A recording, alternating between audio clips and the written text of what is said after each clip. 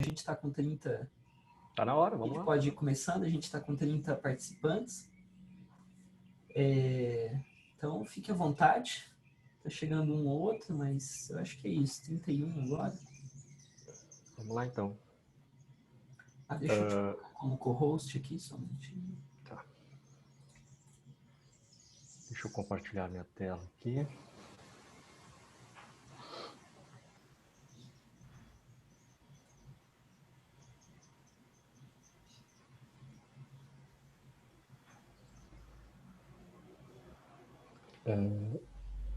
Deixa só eu fechar o que não é importante.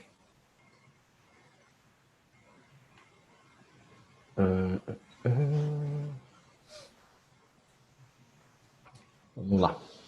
Tá todo mundo enxergando aí o Day 2? Day 2, yeah. Manda ver. Então tá. Ontem a gente ficou em experimentar umas portas e tudo mais. Vamos ver um pouquinho mais de código hoje, tá? E entender como é que esses códigos funcionam e as diferenças, os detalhes aí. Vamos ver aqui, deixa eu ver como é que eu vou abrir. A gente vai ver essa história de process versus archbody. Archbody é um termo não muito usado, tá? Assim, a gente fala mais em concorrente, tá? Quais são a diferença desses dois aqui? Eu vou pegar o meu... Deixa eu ver aqui. É isso aí. Eu vou pegar o nosso simuladorzinho. O mesmo código vai servir para o playground, tá? Novamente. E pro... Vamos ver se fica bom assim. A gente está vendo só os slides, tá, Paulo? Ah, é? Ah, tá. Eu acho que você compartilhou só o programa do slide. Se você quiser cancelar e abrir agora o desktop todo. Tá, eu vou jogar a tela então. Screen 2. Isso, pronto. Perfeito? Perfeito. Agora foi? Tá. Então tá. Esse aqui é o nosso end gate de ontem. Isso. Vamos usar esse mesmo end gate, tá? Para a gente fazer um testezinho rápido. Só para a gente falar em processo e em concorrência, tá? Deixa eu abrir aqui, que eu acabei fechando o meu... Isso, perfeito. Aqui.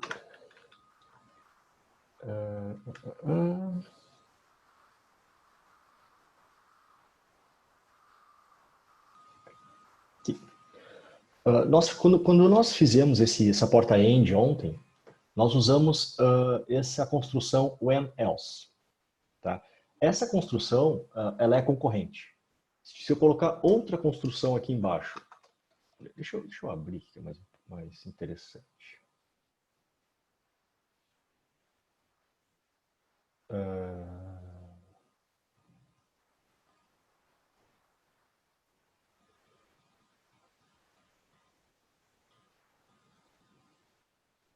Tem que abrir o workspace. Aqui. Opa. Vamos abrir aqui. Isso. Nosso end gate de ontem foi usando essa construção aqui. Tá? Tá todo mundo vendo aí? Se eu colocar... Deixa eu tirar isso daqui. Se eu colocar uma outra construção idêntica aqui embaixo, ou se eu fizer uma construção agora do tipo assim. Por exemplo, tá? Se eu fizer isso aqui e eu compilar, é provável que eu tenha erro. Tá? Eu não vou compilar aqui para não bagunçar o arquivo, mas por quê? Porque a minha porta de saída... Tá todo mundo vendo, gente? Não tá muito pequeno? Aqui tá ok. Acho que tem algumas pessoas que estão no celular ou não. Se alguém... Tá ok, sim. Beleza. Se alguém não enxergar... Aqui tá bom, tá ok. Beleza. Sigamos. Deixa eu abrir o chat até para não... Enfim, não consegui abrir. Então tá. Se eu fizer esse procedimento, eu só tenho uma porta de saída com o nome F aqui, né? Se eu fizer isso aqui, esses dois blocos aqui, eles serão computados de forma concorrente. Isso quer dizer que a minha saída vai ter uma concorrência de duas construções. Eu não sei o que vai acontecer. É totalmente determinado. Na verdade, isso aqui se chama, em eletrônica básica, curto-circuito, tá, gente? Eu estou mandando um sinal para o F através dessa construção, seja qual for, 0 ou 1. E estou mandando um sinal para o F ao mesmo tempo através dessa construção. Isso aqui é uma coisa chamada curto-circuito. Então isso aqui é concorrente. Tudo que estiver assim, nessa modalidade, concorre um com o outro. Então a gente não pode fazer esse tipo de construção. Tá? Uma outra construção, que não é essa que eu chamo de arc-body, tá? que é nativamente concorrente, é o processo. O processo é uma construção, deixa eu comentar esse de baixo aqui. Para quem não sabe, o comentário nesse ótimo editor é Alt-J, e para tirar o comentário é Alt-K. Não sei por quem é que decide essas coisas, mas enfim. Deixa eu comentar isso aqui também. A outra forma de construir coisas é com processos, ou process. O processo ele tem uma lista, ou pode ter uma lista de sensibilidade. Isto é, esses sinais que entram aqui fazem parte da lista de sensibilidade. O que isso significa? Que o processo só vai ser disparado quando uma daqueles itens da lista de sensibilidade mudar. Então ele é sensível ao que está ali. Tá? A gente pode comparar aqui com a tabela verdade depois, mas enfim. Então, por exemplo, se a gente fizer um if 0 ou y for igual, essa construção aqui por si só já é uma porta lógica. Então essa forma de construir isso aqui não é melhor, tá? É só para a gente compreender de modo geral. Se nós fizermos x igual a 0 ou y igual a 0, a gente coloca 0 no f. Se não, se qualquer um deles, se ambos, perdão, for 1, o f vai receber 1. Isso aqui é uma porta AND. Semelhante ao que a gente tinha escrito ontem aqui.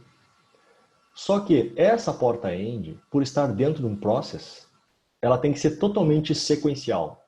Vamos de novo. Tudo que está dentro do process é sequencial.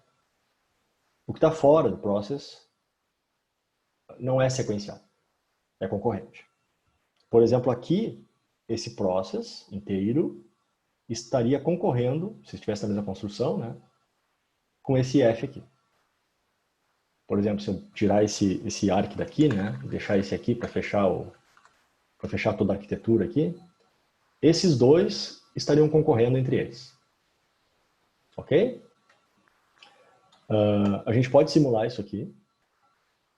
Vou tentar rodar aqui. Vou abrir a tela para simular aqui, tá, gente? E deixa eu ver aqui. Está com o nome errado aqui, não é a hora que é Angel.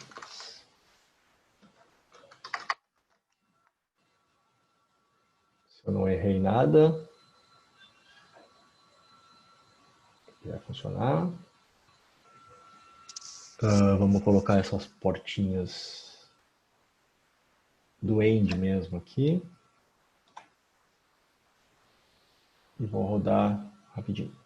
Então está aqui a nossa porta end. Tá? É o mesmo comportamento que a gente tinha ontem. Ok? Então se eu tiver 1 no y e 0 no x, eu tenho 0 na saída. Se eu tiver 1 no x, e aqui é indefinido, mas enfim, ele transfere para 1, eu tenho 1 na saída. Se eu tiver 1 no x e 1 no y, eu tenho 1 na saída. E se tiver 0, eu tenho 0. Novamente. Então é só para mostrar que tem uma outra forma de construir, que é usando o process. Qual é a importância do process? Por que eu não faço tudo concorrente? Porque se eu fizer tudo concorrente, eu estarei fazendo tudo combinacional. certo? Tudo combinacional. Se conseguir fazer um processador completamente combinacional, é interessante. Dá para fazer. Mas ele vai ter algumas questões. Por exemplo, eu não consigo fazer um registrador combinacional. A gente vai ver isso depois. Registrador é uma célula de memória, tá, gente? Para quem não sabe o que é um registrador. Então é isso. Dentro de Process, a gente tenta não colocar esse tipo de construção esperando que seja uma porta lógica simples. Essa porta lógica aqui, um compilador inteligente hoje vai gerar isso aqui uma porta lógica sem esse OR extra, tá, gente? Que é uma outra porta lógica. Mas um compilador um pouquinho mais naivo, ou um conjunto de código pode fazer com que isso aqui vire uma outra coisa que não uma porta lógica por si. Tranquilo até aqui, gente? Deixa eu tentar abrir o chat aqui. Que eu não... Naquela barra superior, o Paulo, aí no canto direito ali tem, eu acho que 3 pontinhos, e aí você clica lá e tem... E abre o chat. Perfeito, está aqui.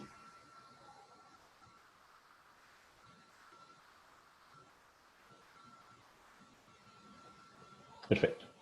Tá, bom, gente, essa foi a porta end da maneira errada, entre aspas, e ontem havia sido a porta end da maneira correta.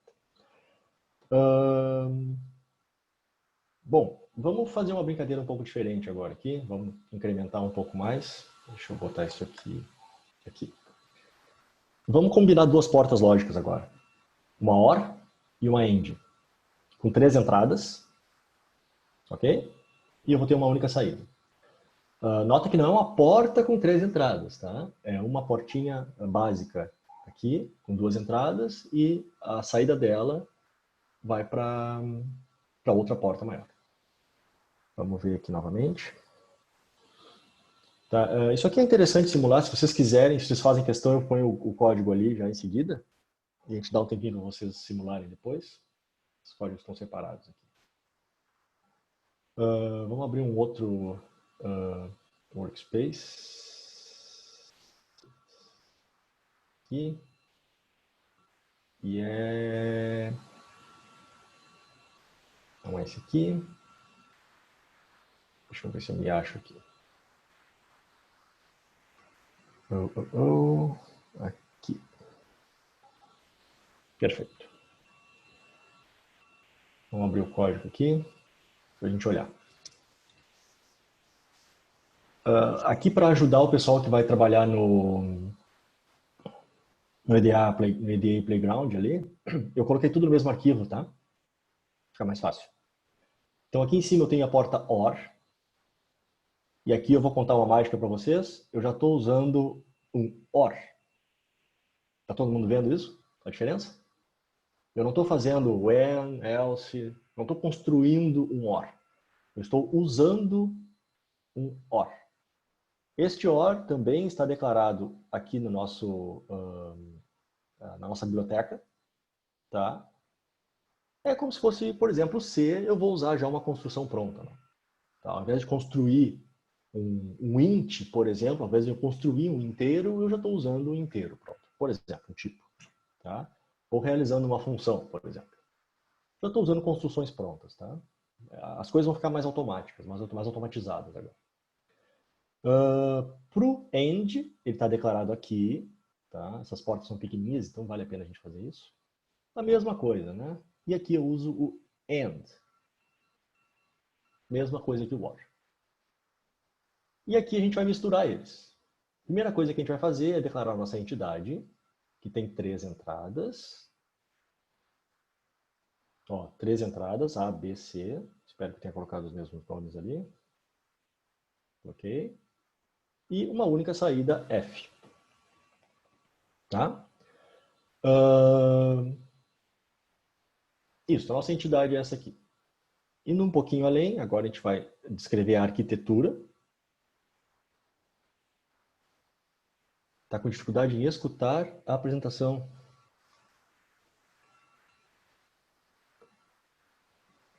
Será que a gente tem como mexer nisso? Marcou alguma coisa? Não. O Ramon, ele não está escutando, mas eu estou escrevendo no chat para ele como ajustar, mas ele acho que não está... Ele não ativou o áudio dele, sabe? Ele e a Ah, sim, Gisele sim. não ativaram o áudio. E não é nem o problema de ficar baixo, viu, Vinícius? É porque ele não. Aqui aparece para mim que ele não ativou o áudio para receber o áudio, para conectar o áudio do celular dele, por exemplo. Então, tem que dar um toque na tela e ativar o áudio.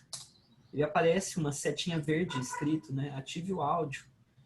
E se ele não clicar lá, não vai rolar mesmo. Acho que agora que ele achou que tem um chat ali, porque eu tava escrevendo já faz algum tempo para ele e pra Gisele. Tá, tá, tá. Tá. Isso aqui a gente pode depois passar novamente, tá? É só para não perder aqui o fio da meada de quem já está Uhum.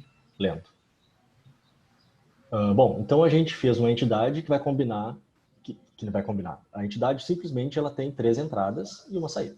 Agora a gente vai descrever o que está dentro da entidade, ok? Que é a parte de arquitetura. A gente já fala desse sign-on aqui. Então, como a gente viu antes, a gente tem que instanciar, melhor dizendo, os componentes. Aqui tem um componente do OR, que é exatamente a mesma coisa que está escrito aqui em cima, tá, gente? Ó, a mesma coisa que está escrito aqui em cima. Só muda entity para component. Voltando aqui. E vamos também instanciar aqui o AND, a porta AND. Tá? Ainda a gente está brincando com um bit só, a gente já vai ver múltiplos bits, tá?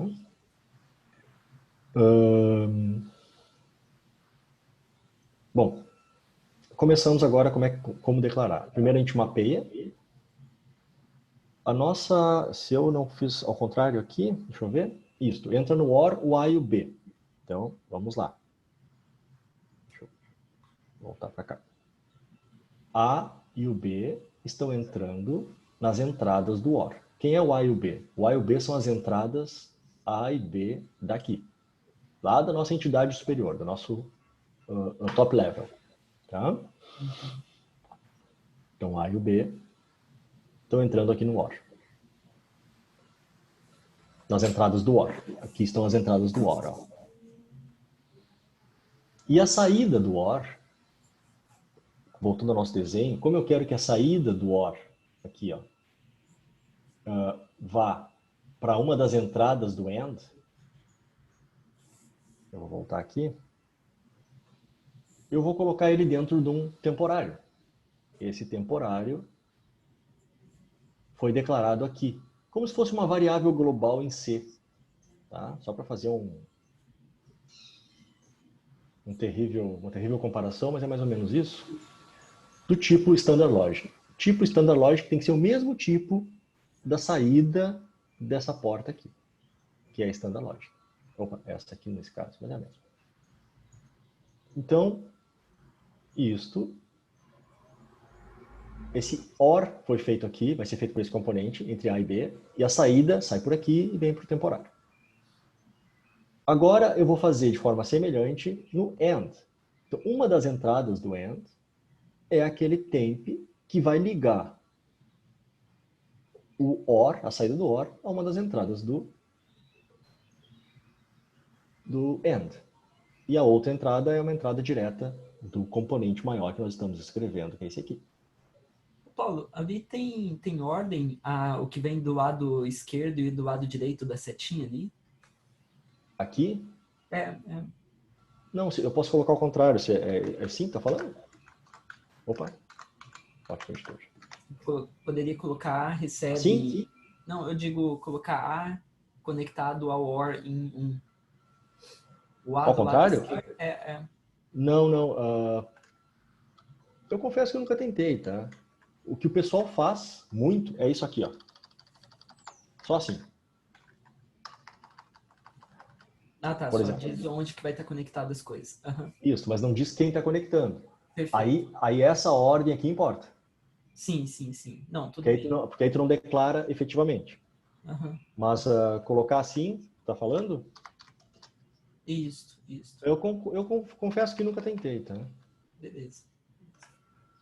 Pode tentar também. Bom, aqui está feito a nossa Portmap. Nosso benchmark, nosso componente. Ok? O benchmark eu espero que já esteja pronto. Não lembro se eu terminei ele. Sim.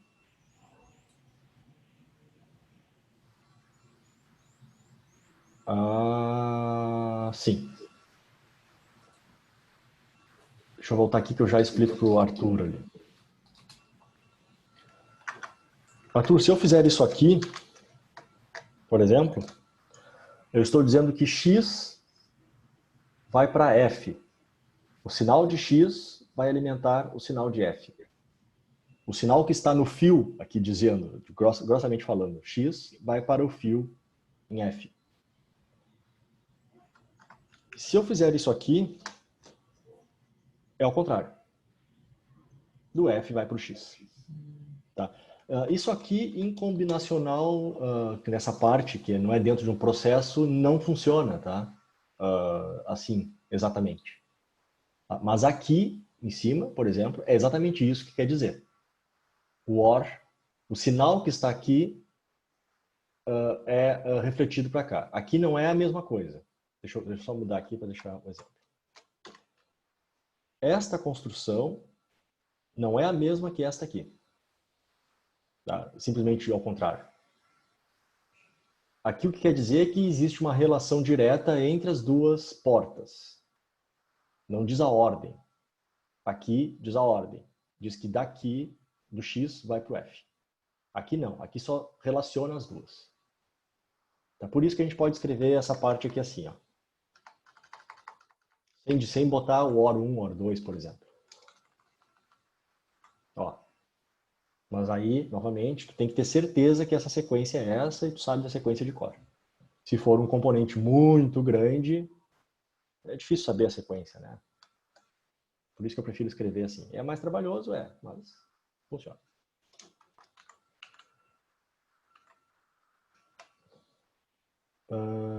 Vamos ver se funciona, então. Isso aqui é o mesmo padrão do nosso end lá, do nosso teste de end, de OR, enfim. Tá?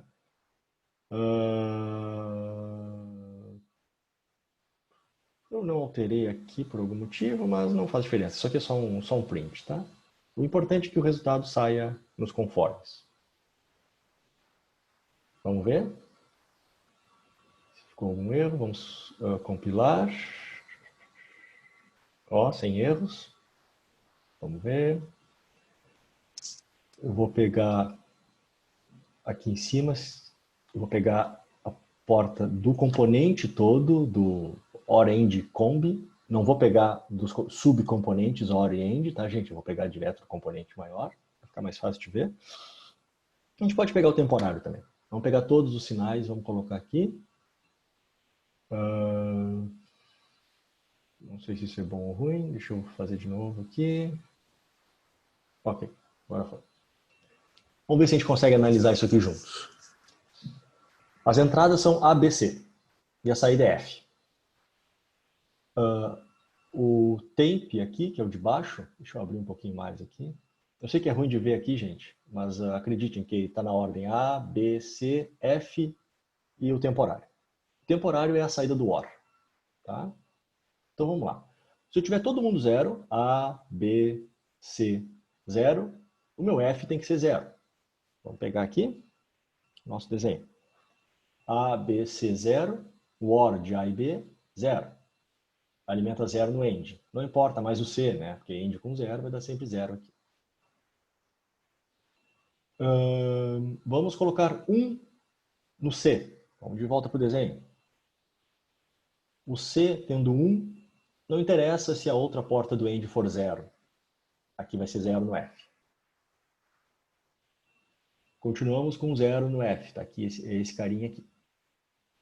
Agora a gente vai colocar 1 no A. O que vai transformar o OR em 1. O A e o B estão ligados no OR, na porta OR. Está aqui o temp do 1, que é o resultante do OR só. Está aqui ele em 1. Então, enquanto essa porta aqui estiver em 1, a porta A estiver em 1, o temp estará em 1. Que é a saída só do OR, tá? Deixa eu voltar para cá. Então, aqui nós temos 1 agora. Ficamos só esperando pelo C. Se o C chavear 1, o F vai ser 1. Vamos ver se isso acontece aqui. Aqui o C chaveia 1 de novo. A partir daqui do tempo 30 aqui embaixo. Logo, o nosso F virou 1.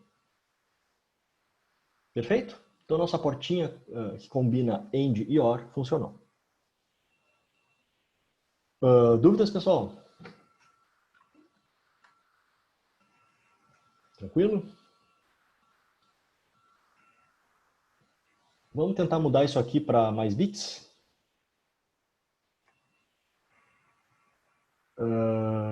Deixa eu ver se eu tenho isso para N bits, senão a gente já faz aqui. Sim, vamos fazer nesse aqui mesmo. Por que não teve teste com B igual a 1? Boa pergunta, Gustavo. Mas se o B for igual a 1, o que muda no OR, nada, né? Deixa eu voltar para a tela cheia aqui.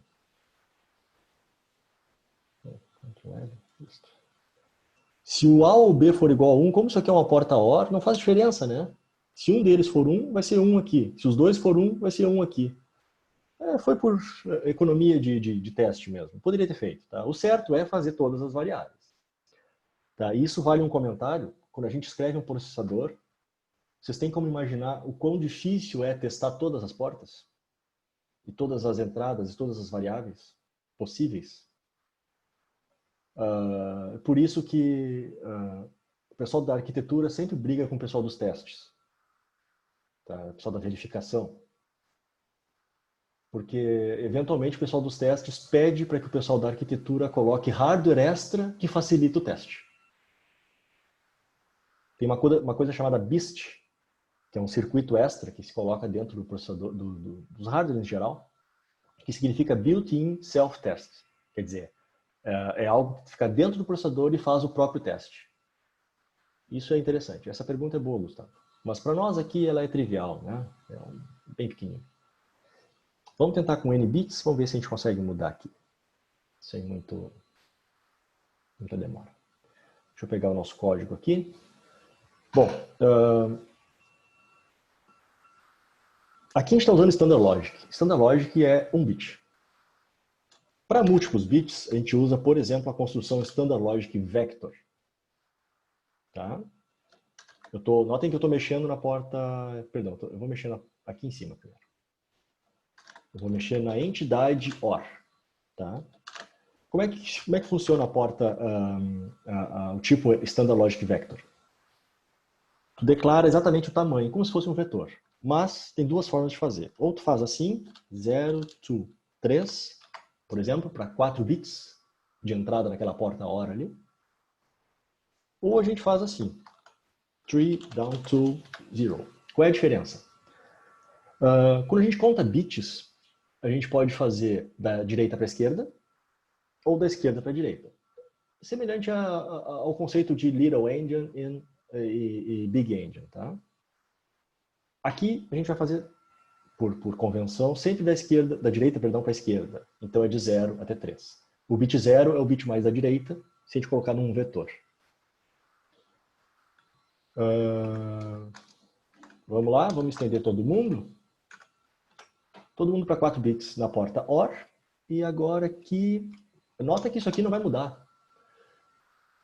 Porque ele tende a fazer bit a bit, esse OR. Tá? Deixa eu mostrar de novo, porque de repente foi muito rápido. Essa parte aqui é a parte da arquitetura do OR. Tá? Ele vai fazer bit a bit OR. Se quiser fazer uma construção, por exemplo, que faz uma acumulação de bits, quer dizer, um bit de um único vetor, um OR, bit a bit de um único vetor, tem construção pronta para isso, tá? Que eu não me lembro agora qual é a biblioteca, mas tem construção pronta para isso, então tem uma série de coisas já meio prontas que a gente pode usar. Vamos fazer o mesmo aqui. Deixa eu pegar, assim vai ficar mais fácil.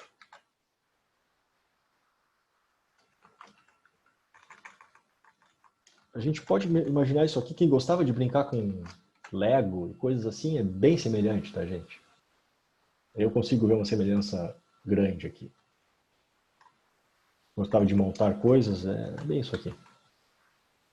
Então, esse aqui é a nossa entidade do nosso top level, a nossa entidade maior. Vou fazer a mesma coisa.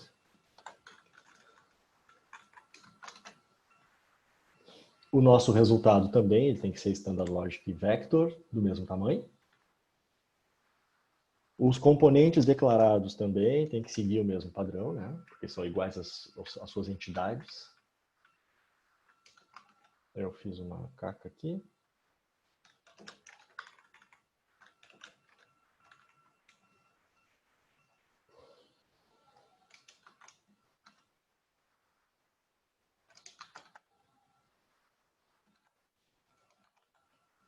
Aqui não vai. Antes que eu esqueça, estou botando ponto e vírgula onde não precisa. Aqui eu botei 2 ponto e vírgula.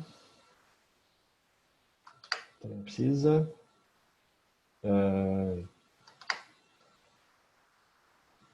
Só para ajustar aqui. Pronto. Teoricamente, isso aqui está funcionando agora. Todo mundo já é do mesmo tipo. Lembra que eu comentei lá no início da apresentação ontem que o VHDL é tipado de forma forte, né? Então, se um deles fosse diferente, não funcionaria. Tá? Agora vamos mexer no nosso test bench, porque ele também tem que acompanhar o nosso componente, né? A ferramenta não teria alguma coisa que faria tipo uma troca de tudo ao mesmo tempo? Tipo um Ctrl H? Eu confesso que eu não quero arriscar nesse editor, tá? Ontem eu descobri que aqueles erros que estavam dando, ele estava colocando umas coisas escondidas ali. Certo. Eu não confio muito no editor, por isso que eu estou fazendo na mão. Mas ele provavelmente tem, tá? Aqui, ó, edit, replace, Ctrl H, tem.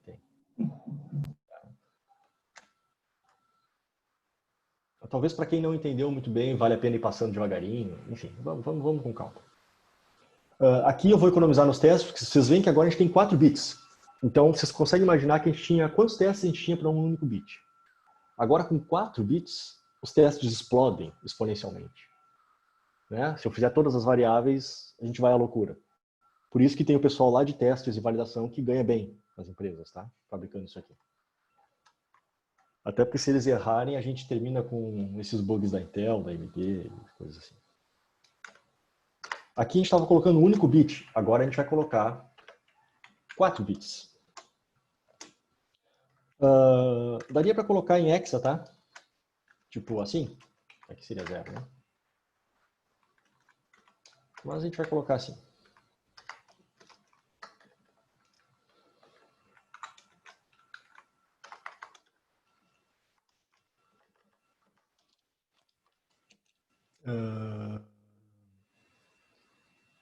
Ele geraria um erro colocando somente um 0? Ele geraria erro, porque tu está colocando um único bit numa porta que espera 4 bits. Consegue entender isso que eu falei? Sim, consigo. Tá. Se quisesse fazer assim, ó, por exemplo, vamos lá. Estou colocando um único bit na porta que é 4 bits, ok? Isso é esperado um erro. Mas esse é o bit 0 da porta de 4 bits. É bem mais fácil do que parece, né? Assim funcionaria.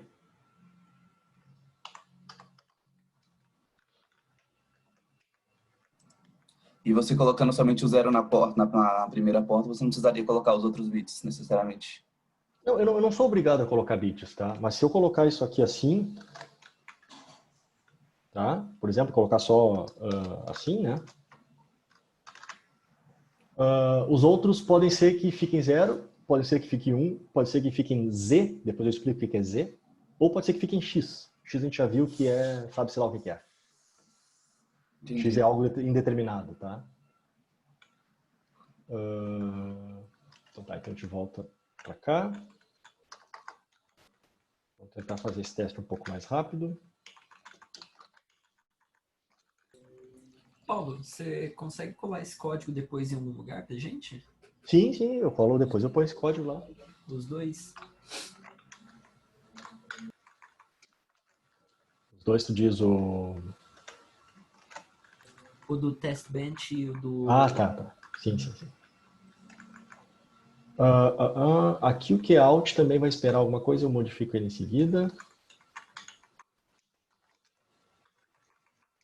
A gente vai trocar só um bit, tá, gente? É porque a gente tem que ver se vai funcionar, né?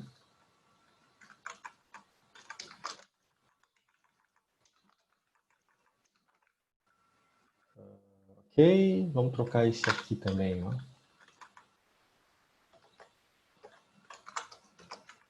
A gente vai ter erros e erros. Ok.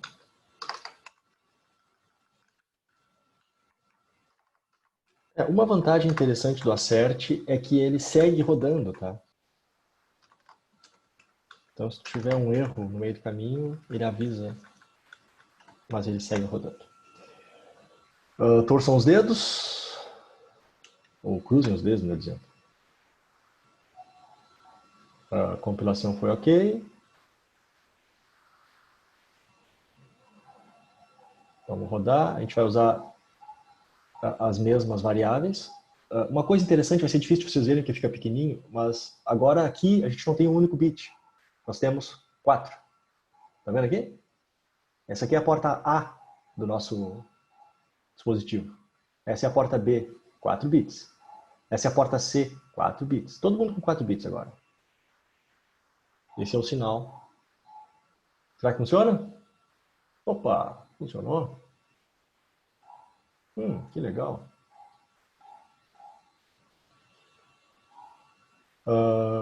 A gente pode mudar como é que a gente mostra, tá, na ferramenta. No EDA Playground também dá para fazer isso, mas é um pouquinho diferente. A gente pode mostrar simbólico, por exemplo, por exemplo, em caso de Finite State Machine, fugiu o nome em português, máquinas de estados. A gente pode colocar em binário, em hexadecimal, enfim. Em hexadecimal vai ser a mesma coisa porque a gente tem só um bit. Então aqui a gente vai deixar binário ainda. Então, se entra 000 no A, 000 no B, 000 no C, o resultado vai ser 000. Se a gente colocar 001 no C, o resultado continua 000. Porque o C é a porta que entra exclusivamente no AND, tá? Só para a gente olhar. Agora, cada um aqui tem 4 bits, A, B e C. Então essa porta aqui é uma porta de 4 bits no A e 4 bits no B. Aqui entra 4 bits. Aqui também está 4 bits.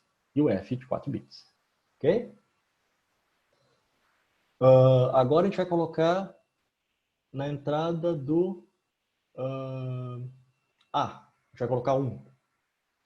Só no bit 0, tá? No primeiro bit dos 4 que a gente tem na entrada A do OR. Notem que aqui o nosso temporário também tem 1. Só no bit 0. Olha aqui, ó. Só no bit 0. Perfeito? Exatamente o mesmo comportamento. A gente podia trocar um outro bit. A gente pode fazer rapidinho aqui, ó. Vamos trocar esse bit mais significativo do B em todos. O Q vai ser chaveado pelo A, né? A gente não se preocupa com isso. Isso. Vamos ver aqui. Vamos rodar de novo esse aqui. Trocando um pouquinho o B. Vamos compilar de novo. Vamos rodar de novo. Isto. Ó, a gente tem uma entrada no B 10 agora. Nota que o OR agora, no início ele já tem 10. Já tem 1 na frente. Porque o OR antes era 0000, agora tem já um chaveamento no início. Já. O nosso resultado aqui, do temporário, depois que a gente está com é 10. Nota que a porta F continua com 0001, tá? Porque a END está recebendo 0. Perfeito, gente? Tranquilo até aqui? O valor decimal é hexa. Sim. Acho que eu falei agora aqui. Se colocar hexa, é 1. Eu vou colocar hexa aqui, porque aqui vai mudar de 1, tá? No teste bench também dá para colocar em hexa? Acho que foi essa a pergunta que ele tinha feito. No teste bench? Lá no teste bench, quando você estava dizendo os valores de entrada. Ah, aqui? Isso. Ah, sim, eu posso fazer assim, ó. F, por exemplo. Beleza. Tá. Vamos continuar aqui. Na nossa... bom, aqui ficou tranquilo, gente? Ficou claro? Tudo tranquilo? Então tá bom. É bem trivial depois que a gente pega o jeito, tá? Mas a gente vai aumentando um pouquinho a velocidade agora. A gente vai para... Vamos ver o que a gente vai fazer agora. Um MUX. Todo mundo sabe o que é um multiplexador? Multiplexador é assim, a gente tem duas portas, 0, porta A, por exemplo, porta B, e tem um sinal de seleção. Tá? Que seleciona se quem vai sair na porta Y é o A ou o B. Tá? Eu posso ter um MUX gigante aqui, tá? Com A, B, C, D, I. E eu posso ter, inclusive, mais de uma saída em MUX um pouquinho mais especiais. Tá? E ao contrário, eu demux, tá? Quando eu tenho só uma entrada e tenho duas saídas, que eu seleciono para onde vai aquela entrada. Ficou claro, Gustavo? Foi o único que disse que não sabia.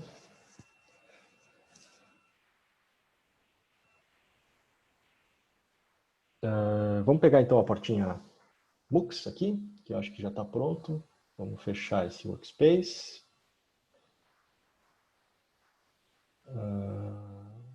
Beleza. Vamos pegar um outro workspace do MUX. E vocês vão ver o quão difícil é fazer um MUX. Tá? Então o MUX, nesse aqui a gente vai fazer um MUX um pouquinho maior, tá?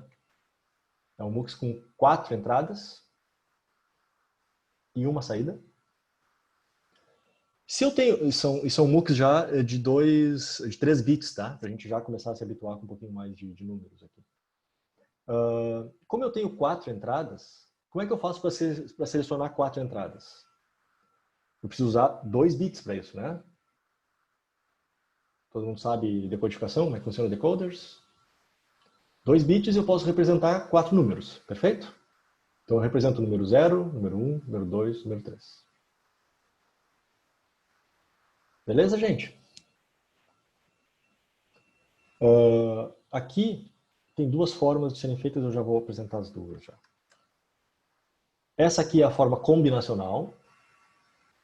Então, quando o meu S de seleção for 0, 0, na porta O vai sair o I0.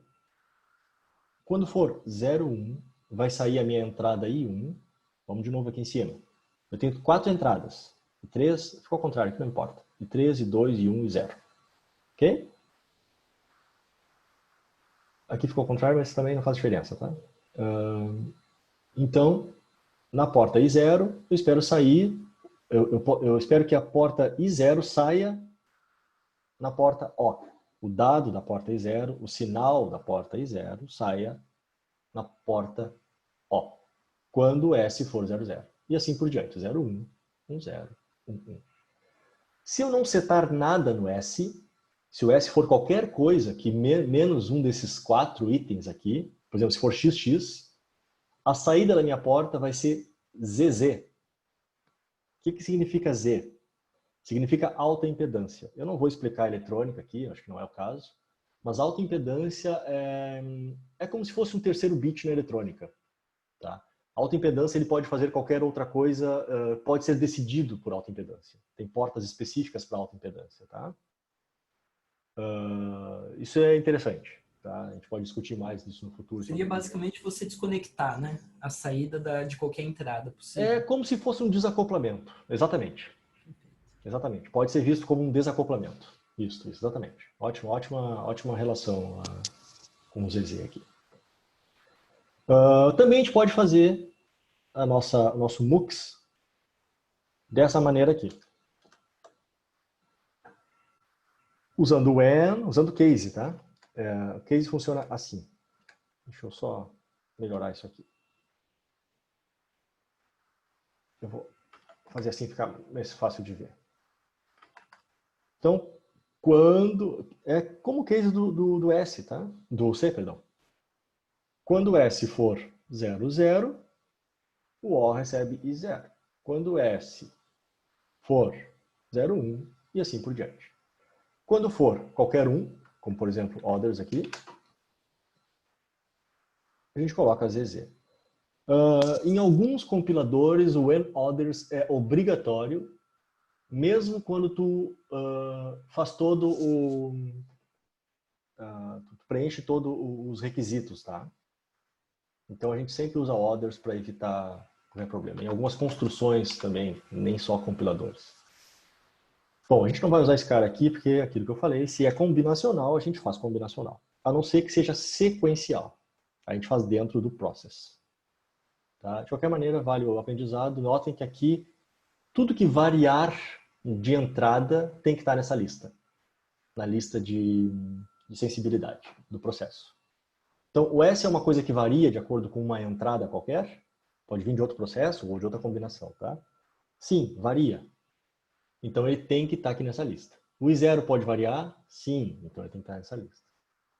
Então, tudo nessa lista vai ser avaliado pelo processo. Desculpa. Eu tô com uma dúvida. Ali você fez duas arquiteturas diferentes para o mesmo componente MUX, né? Para a mesma entidade MUX. Isso. E depois você pode escolher qual dos dois behaviors, qual dos dois comportamentos você quer usar na hora de instanciar ou não? Tem uma forma de fazer isso, tá? A gente não vai adotar isso aqui, mas tem como fazer isso. Ah, ok.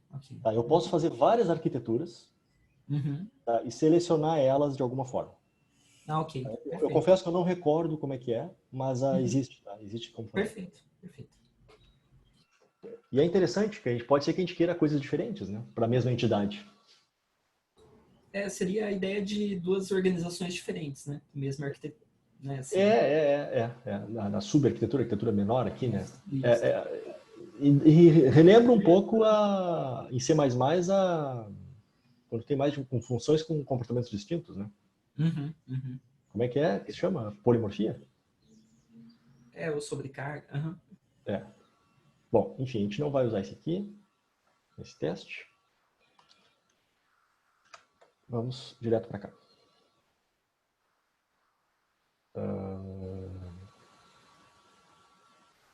Vamos compilar, deixa eu ver se está ok, acho que está ok.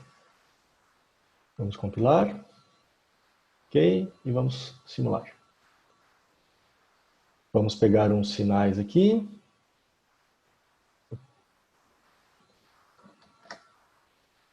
Vamos colocar aqui, todo mundo com 3 bits, tá, gente? Ó.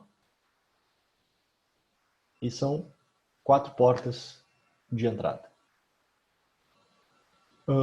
Espero que o teste bench tenha ficado funcional. Peraí, eu não carreguei o teste bench, né?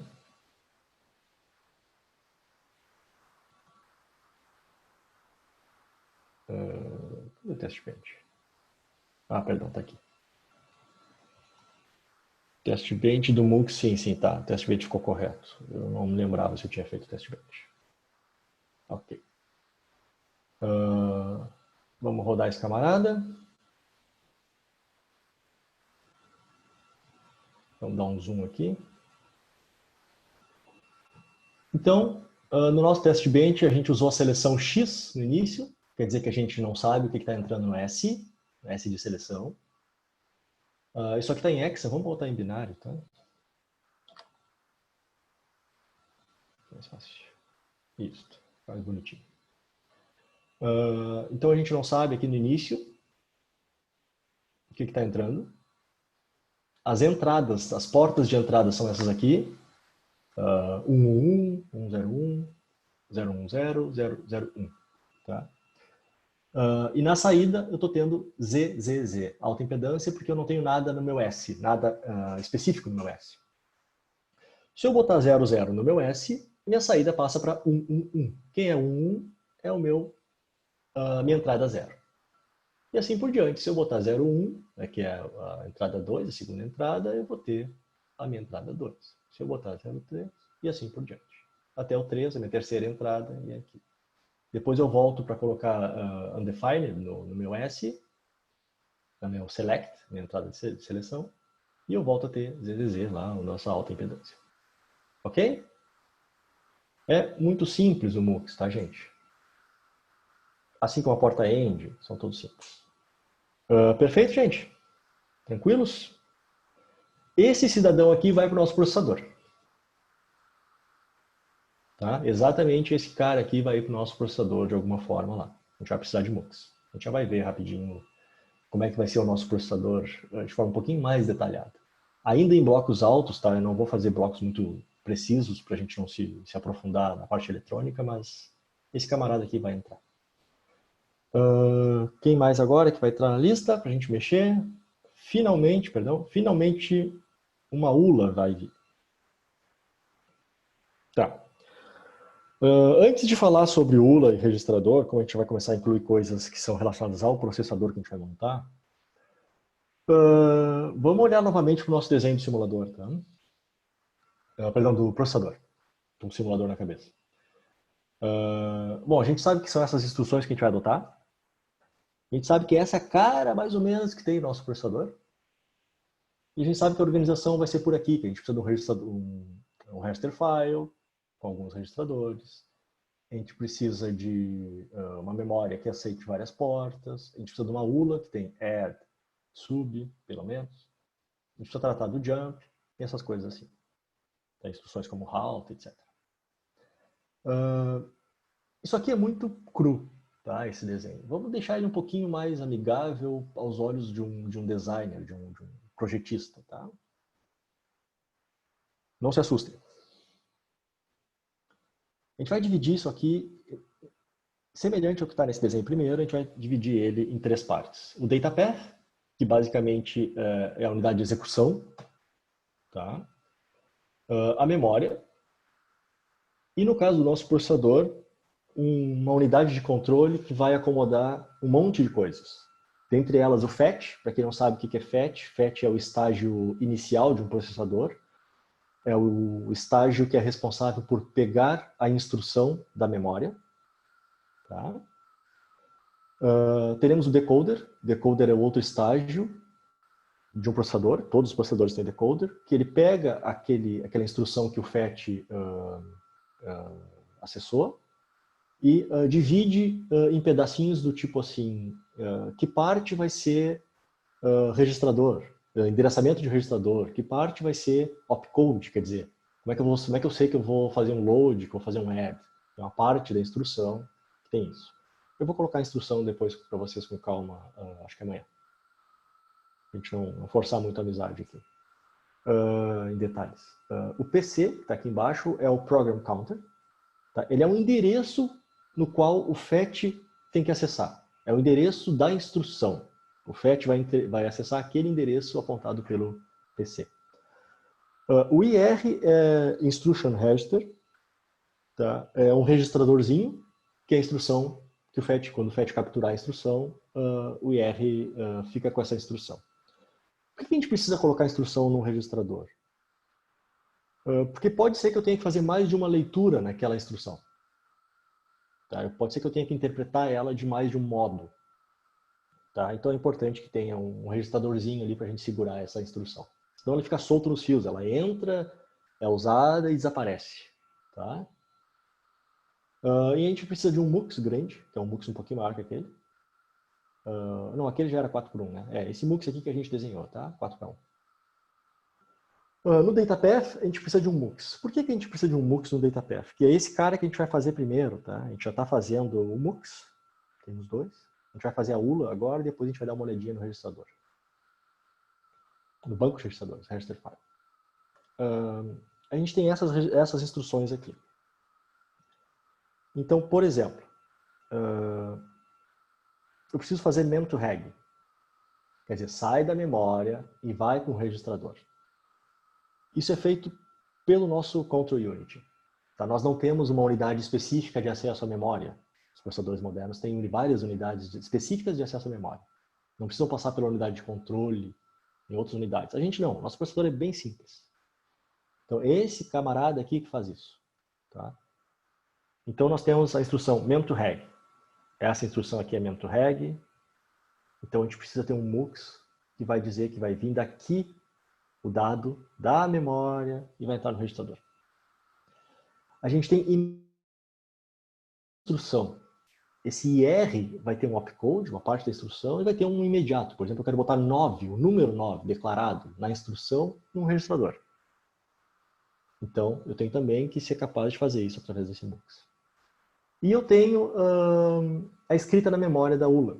Tá? Isso aqui ficou ao contrário, na verdade a gente podia colocar o MUX embaixo. Mas a ULA vai projetar, a ULA basicamente pega dados do registrador, processa e joga de novo no registrador. Dá para ver aqui pelo add e pelo sub. Mas eventualmente a gente quer terminar isso aqui no registrador e colocar na memória. Então esse MUX vai fazer esse caminho para nós, até a memória. Tá? Sim, a nossa ULA vai escrever na memória. Tá? É um processador diferente. Então, esses são os nossos blocos não mais tão grandes, agora um pouquinho mais finos, tá? Que vai constituir o nosso processador. Perfeito? Estávamos no MUX, vamos voltar para... Agora vamos para a ULA, a LU, Arithmetic Logic Unit, ou Unidade Lógica e Aritmética. Tá? Para aqueles que não entendem bem inglês, vale a pena começar a estudar se pretendem manter na pesquisa, tá, gente, depois. Porque as melhores pesquisas, infelizmente, não são em português, mesmo escrito por brasileiros, tá? Então é interessante que a gente tenha... Alguém falou ontem, né, que era interessante botar em português. É meio que automático agora, a gente faz tudo em inglês. Tá?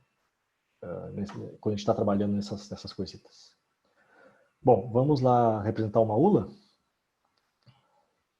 Vamos lá. Deixa eu fechar esse workspace para não ficar muita coisa aberta. Perfeito, vamos fechar esse camarada aqui. Vamos abrir um outro workspace. Aqui. A nossa ULA ela é extremamente simples. Essa ULA aqui ela é um pouco sofisticada do que a que a gente vai usar. Tá?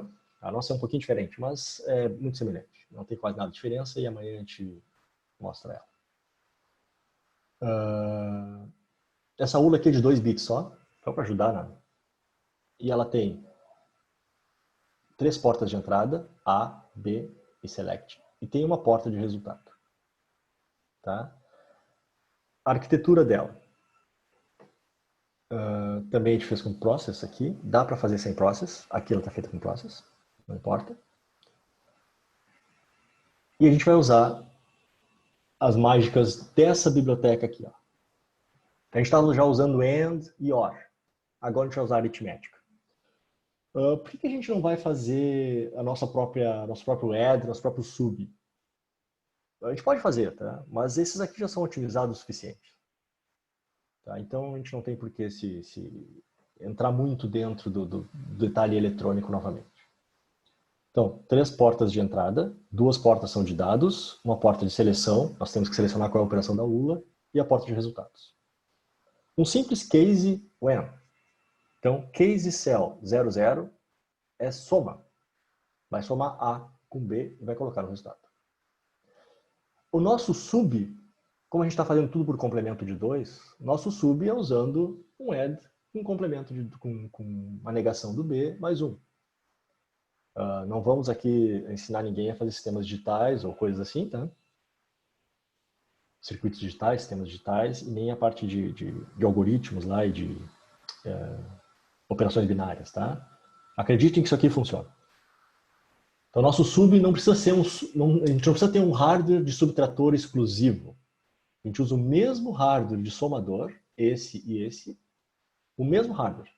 Só que esse aqui a gente põe um NOT na frente. A gente põe uma porta lógica de inversão, uma inversora, aquela que a gente viu ontem, para selecionar o B. E a gente coloca o mais 1. Mais 1 é uma constante, tá, gente? O mais 1 é um fiozinho ligado no VDD do processador. É assim que funciona o mais 1. O 0 é um fiozinho ligando no ground, lá no na tensão zero dentro do processador. É assim que funcionam essas constantes, tá? Oi. Uma dúvida. Você está usando o somador, né? Então, se colocou ali sinalzinho demais, ele já vai fazer um somador para você. Ele vai pegar lá da biblioteca da I3E que você declarou? Essa aqui. Isso, exatamente. Perfeito, perfeito. Então, ela vai dizer qual que é a melhor forma de prototipar isso depois, se vai ser com quantas portas lógicas, não sei o quê. Na hora de prototipar, se tu não declarar nada diferente, ele vai usar aquela que está na biblioteca ali. Aham. Tá? Que provavelmente é uma carry look ahead ou algo assim. Uhum. Tá? E provavelmente, se você não colocasse aquela biblioteca, ele ia reclamar porque ele não entendia o que é o mais. Eu ia ter que criar o meu sinalzinho de mais, minha operação de mais. Perfeito. Aí eu tenho que criar o meu meu componente add. Perfeito. Tá? A gente pode fazer isso depois se quiserem, mas eu acho que o tempo é meio... Não, só para entender um pouquinho mais a fundo como que as coisas estão conectadas. Isso aqui pode ser... ou eu uso assim com essa biblioteca, por exemplo, ou com a biblioteca que eu venho a criar, ou eu crio o meu próprio componente que faz isso aqui. Aí eu tenho que instanciar um componente, né? Aí o buraco é mais embaixo. Aí o código não é tão simples assim, né? Perfeito. Enfim, essa parte aqui é a parte que eu gostaria de fazer, de mostrar para vocês. A gente falou em área ontem, lá no início, lá, daquela introdução grande. Isso aqui ajuda em combater a área. Eu não preciso ter um somador e um subtrator. Eu só tenho um somador e uma porta lógica que é muito barata, que é uma porta inversora, um conjunto de portas, né? E pronto. Essa constante, ela é de graça dentro do processador. Aliás, qualquer constante ela é de graça dentro de um processador. Tá? Então, isso aqui ajuda a gente a não ter um subtrator. Ajuda a gente a combater a área. Parece pequeno, mas se pensar num processador grande que tem 50 somadores dentro dele, e subtratores nem tanto, mas tem alguns, não é um só que tem, então a gente pode ver que é importante. O nosso AND, preguiçoso, novamente, e o nosso OR. Tá? Se a seleção for qualquer outra coisa, ele põe um resultado indefinido. Tá? Eu podia colocar um ZZ aqui, o resultado, mas aqui é um resultado indefinido. Tem uma coisa importante, o ZZ, eu acho que a partir do Verilog 2008, ele se propaga dependendo da biblioteca. Antes do Verilog, não, do VHDL 2008. Antes do VHDL 2008, se eu não me engano, o ZZ não se propagava. O que quer dizer se propagar? Se essa porta resultado estiver ligado num outro componente, e eu colocar, por exemplo, o número o binário 1, ele se propaga para o outro componente que está ligado nela. Se eu colocar ZZ, ele não se propagava. Ele criava um outro erro qualquer. Tá? Eu acho que, se eu não me engano, a partir do VHDL 2008, o ZZ se propaga já, mas enfim. Tem seus benefícios e as suas coisas ruins, tá? De propagar um ZZ, propagar alta impedância. Isso aqui quer dizer indeterminado, tá? A gente já viu antes. Bom, vamos testar esse camarada? Tem uma Vamos pergunta esperar aqui do Rodrigo, se as duas somas acabam usando o mesmo somador. Isso, sim, usam o mesmo somador. Mesmo fora de um process. Se eu colocar fora de um process, ele é concorrente. Ele vai gerar dois somadores. Se eu colocar essas duas equações aqui, essas duas linhas, melhor dizendo, fora do process, aqui embaixo, eles vão se tornar concorrentes. Isso quer dizer que ele vai criar dois somadores, porque ele vai querer fazer aquilo ao mesmo tempo. Certo? Eu vou exemplificar aqui de maneira mais clara. Então, vamos fazer assim. Ó. Se eu fizer isso aqui, e se eu fizer... Não tenho C, tá? Mas a gente vai fazer. Se eu fizer isso aqui, ele gera dois somadores.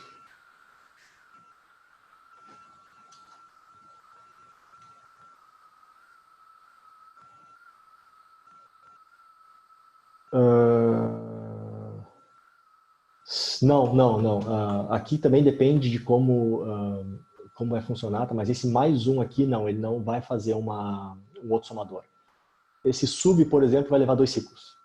Se a gente estiver falando em ciclos, tá? De modo geral, a gente não vai chegar nisso, eu acho, tão longe agora. Mas esse sub aqui, por exemplo, vai levar dois ciclos. Tá? Tem outras formas de somar, tá, gente? Por exemplo, aqui a gente não está se preocupando com carry. Tá? Eu não vou explicar somador para vocês, mas tem um sinal extra, né, de carry, que é quando dá overflow, coisas assim. A gente não está se preocupando com isso. Tá? Então, isso aqui vai gerar um único somador. Ok? Porque ele reconhece essa estrutura de sub. Tá? Então, vai fazer um circuito um pouquinho diferente. Tá?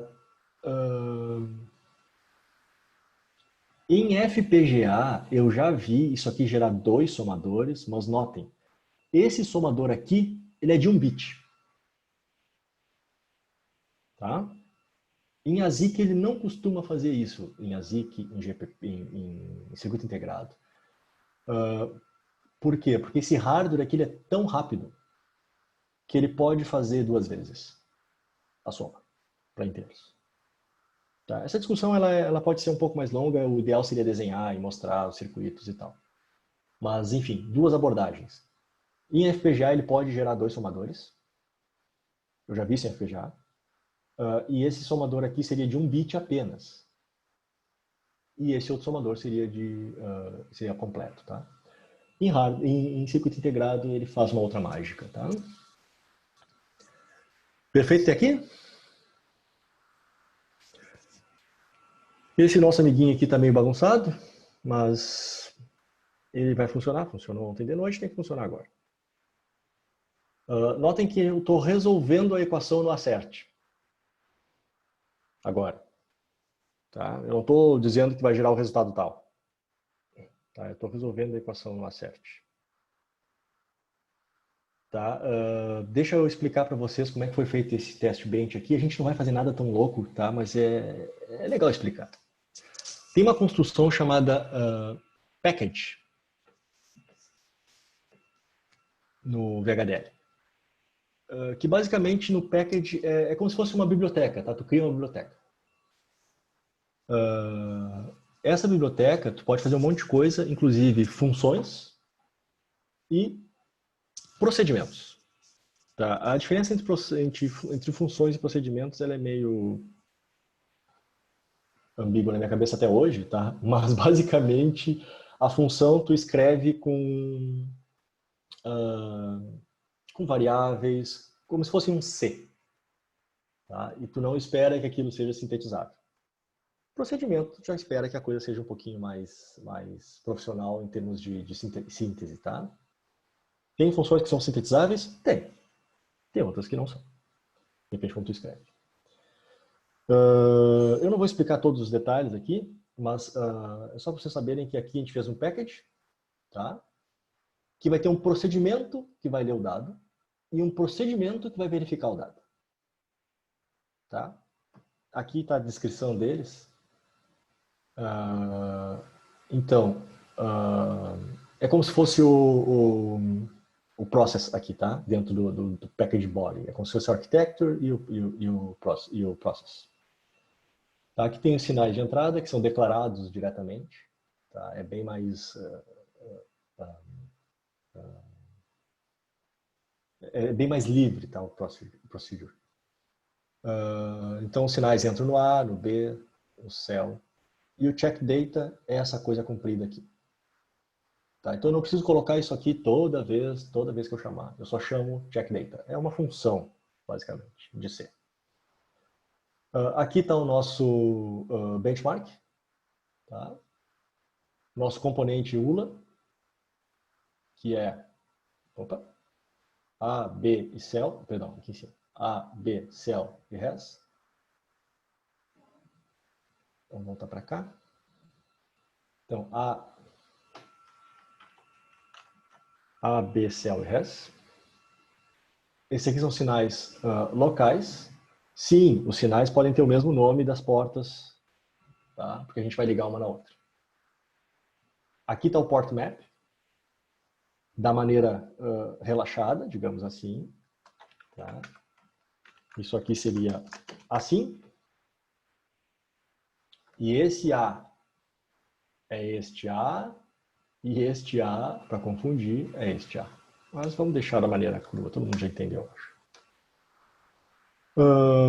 eu começo o sinal A e o sinal B com o 0, 0, 1 e o seleção com 0, 0. Quem era o 0, 0?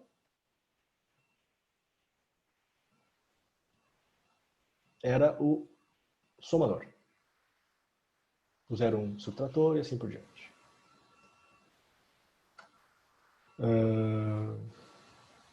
Deixa eu ver se eu não modifiquei nada. Acho que não. Vamos salvar aqui. Depois eu vou para o 01, que é o subtrator. O load data vai ler o A, o B e o C. E o cell vai ser verificado pelo check data. Vamos de novo. O cell vai entrar no check data. Se for 00, ele vai selecionar aqui nesse if, vai fazer a continha para nós e vai reportar se deu algum problema. Perfeito? Vamos voltar aqui. Esse código depois eu vou disponibilizar, tá, gente?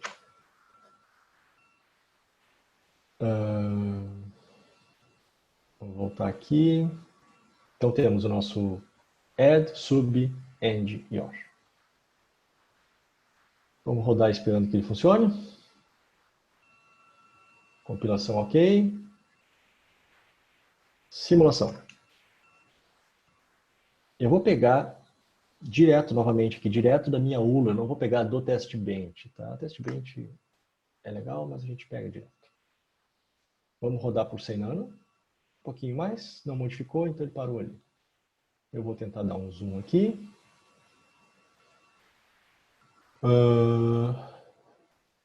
Então tá. A gente começou com os primeiros 1 nano. Eu vou botar no test bench aqui só para a gente ver uma coisa. A gente tem uma espera de 1 nano. O load data. Reparem que o... Como é que está aqui? Tá, não, eu estou embaixo. Tá, perfeito. Reparem que a gente tem o load interval aqui, que é outra coisa interessante do test bench, que a gente pode colocar. Tá, o interval a gente declarou aqui como 8 nanosegundos no package. Pode ser 10, pode ser 2, se quiser uma constante que a gente declarou aqui. Então a gente automatizou um pouco esse teste agora, né? Então a gente espera depois, a gente coloca a seleção, a gente seleciona, aliás, qual é a porta que a gente quer, a gente espera 1 nanosegundo, a gente entrega os dados, tá? Pro load data, computa, espera 1 nanosegundo e assim vai, para cada um deles. Vamos voltar para o nosso waveform. Por isso tem esse intervalo de 1 nano no início, tá, gente? E depois ele faz já um atrás do outro. Vamos lá. Seleção 00. Nossa entrada é 1 e 2. Resultado 3. Perfeito? Seleção 01. Vou botar a seleção em binário. Isso. Seleção 01. Ele faz A menos B. Gente, se entrar B menos A, a gente tem que tratar isso na ULA, tá? Isso dá para fazer um tratamento e tal. Ele se organiza para isso. Aqui a gente está fazendo para demonstração, né? Então, 2 menos 1. Dá 1. Está aqui o resultado. O outro é um AND primeiro, se não me engano, né? Então, 2, eu vou colocar em binário aqui agora, que vai ficar mais fácil da gente enxergar ali.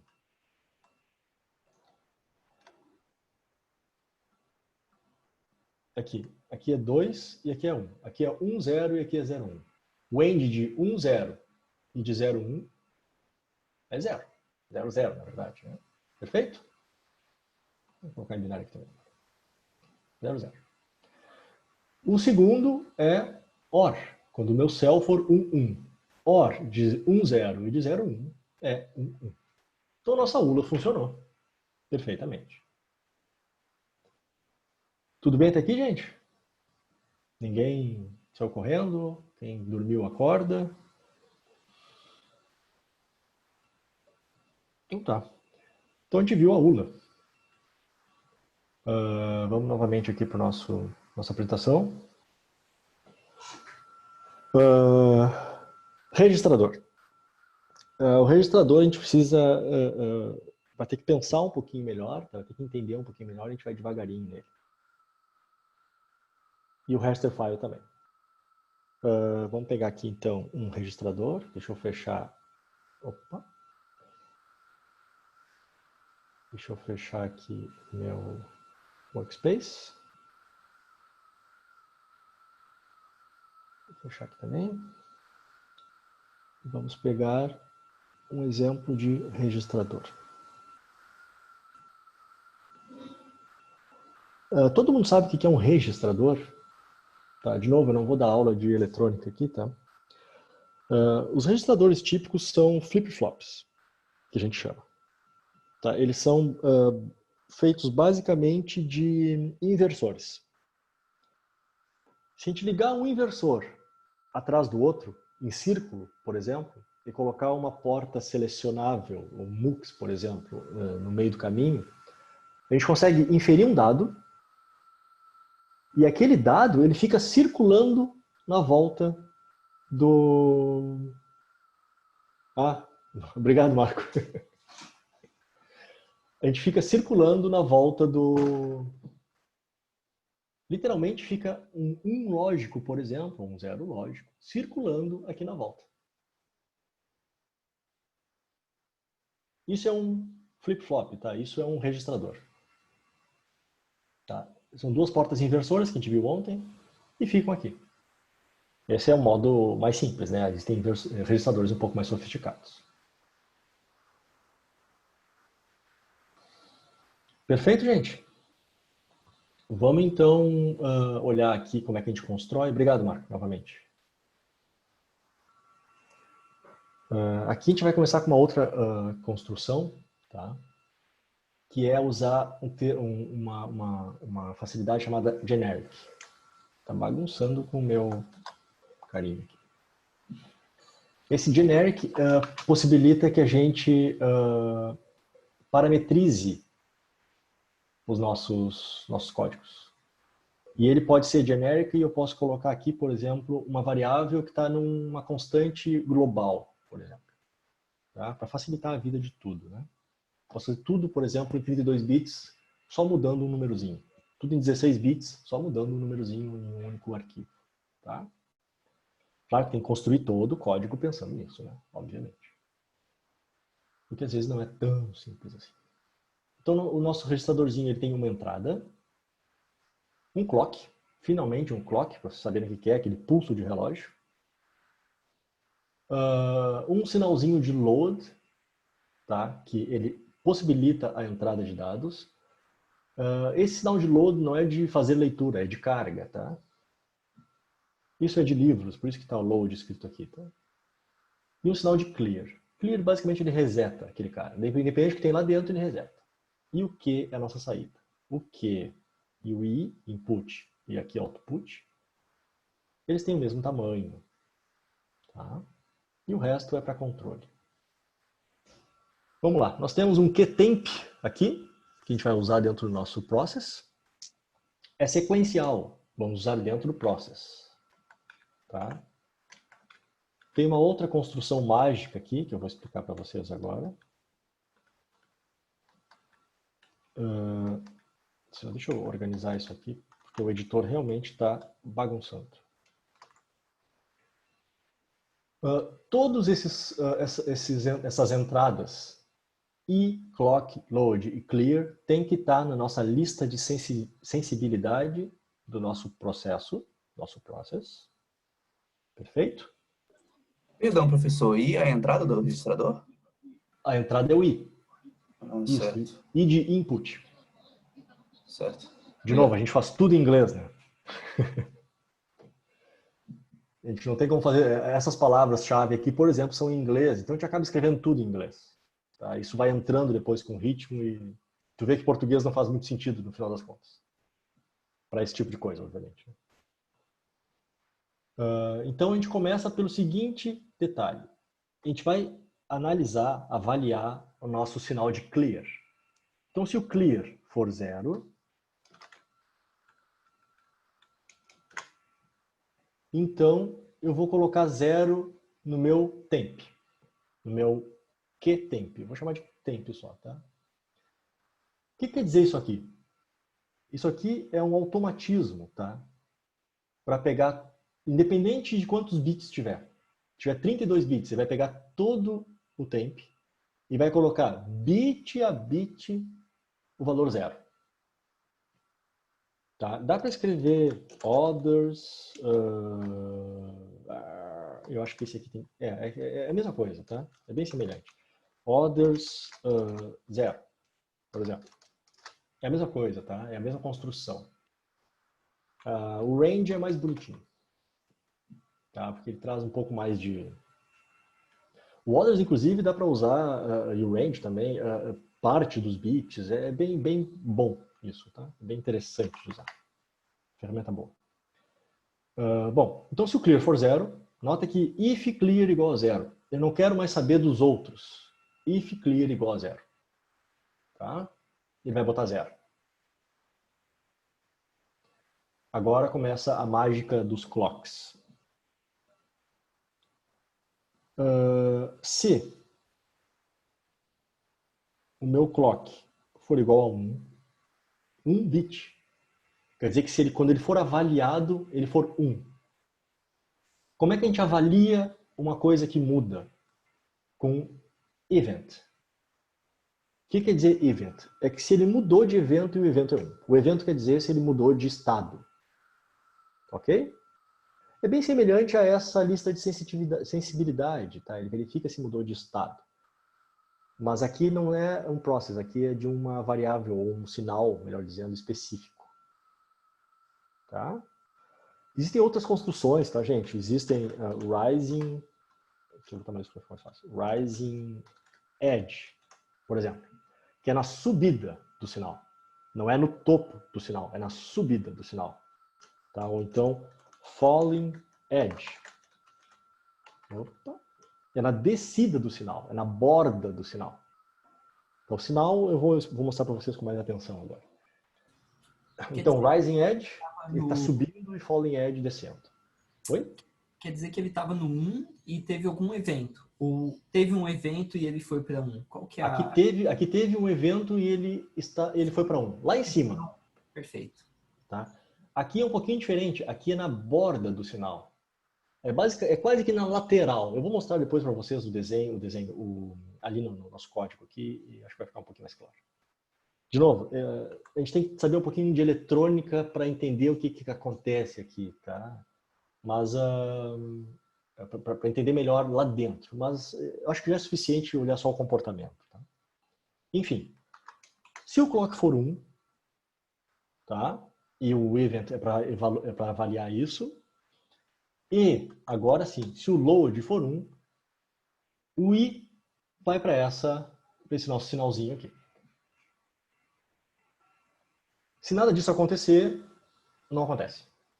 Tá? Se nada disso acontecer, se aqui, por exemplo, ficar sempre em 0, ele nunca vai chavear isso aqui, o tempo nunca vai receber, e vai ficar no valor que ele estava antes, que provavelmente seja um clear, né? Que a gente começa com clear. Perfeito? E, para concluir, a saída que é a saída do nosso dispositivo, o QTemp está só dentro do nosso dispositivo, ele é só modificado dentro do nosso dispositivo. A saída Q está constantemente sendo carregada com o QTemp. Constantemente. Isso aqui é concorrente. Dentro do process é tudo sequencial, bonitinho.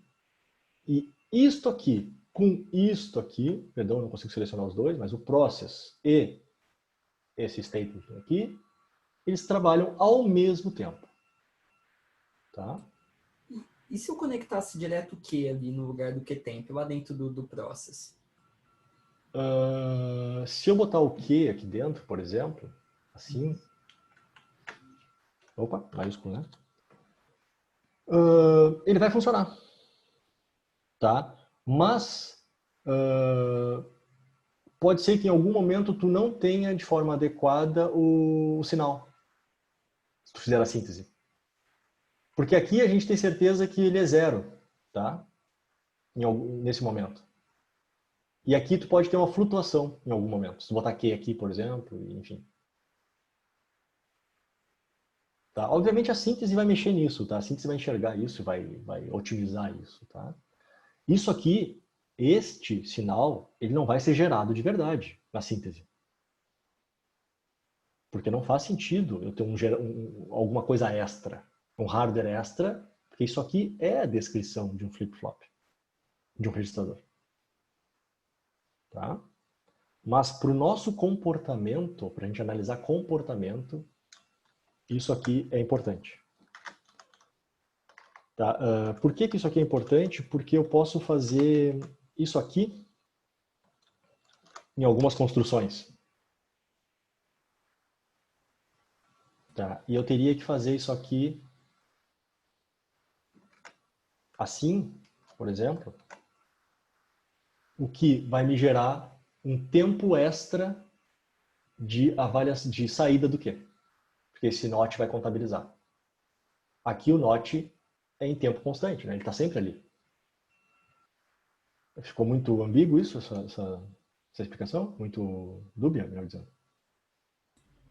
Acho que também tá ok. Tá, então vamos tirar esse NOT daqui. Deixar aqui o legado. Tem muitos tipos de registradores de flip-flops diferentes, tá, gente? JK, B, R, CL, tem vários tipos, tá? Mas, enfim, a gente não vai entrar nesse detalhe. Vamos simular esse carinha e analisar ele. Esperando que funcione novamente. Beleza? Aqui vamos pegar o nosso design under test.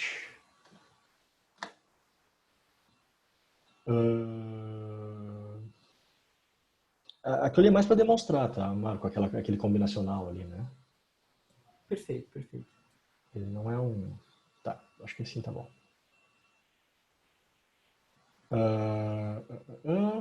Bom, o que a gente tem aqui?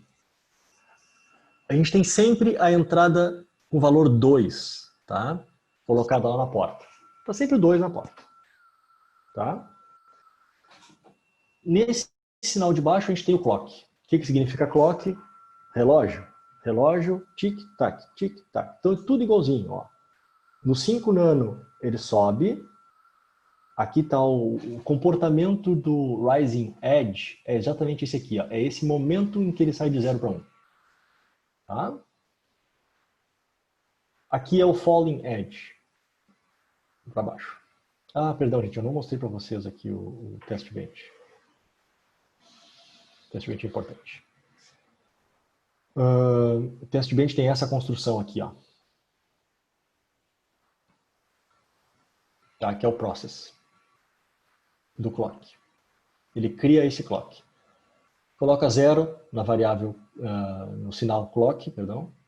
Depois de 5 nanosegundos, coloca 1. Depois de 5 nanosegundos, o processo fica sempre, continuamente trabalhando. Nota que não tem lista de sensibilidade, tá? O process não para, não termina. Fica sempre trabalhando. Tá? Então é 0, depois de 5 nanosegundos 1, depois de 5 nanosegundos 0, depois de 5 nanosegundos 1 e assim por diante. Essa parte aqui, ela é ok. Tá? É o que a gente fez até agora, não vou explicar de novo.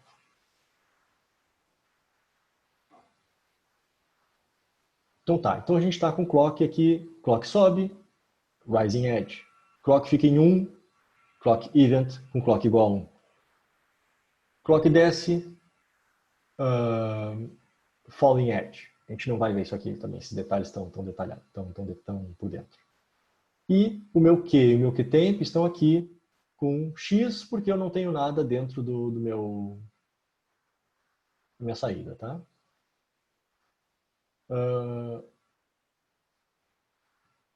O meu clear, eu vou voltar aqui para o nosso carinha. O meu clear é aqui sim. O meu clear ele é acionado quando ele é 0. Tá? Então eu vou mostrar isso aqui. Nota que aqui eu estou com um valor desconhecido dentro do registrador. A minha saída está saindo alguma coisa que eu não sei o que é. É um valor indeterminado. O meu clear está em 1. Ok?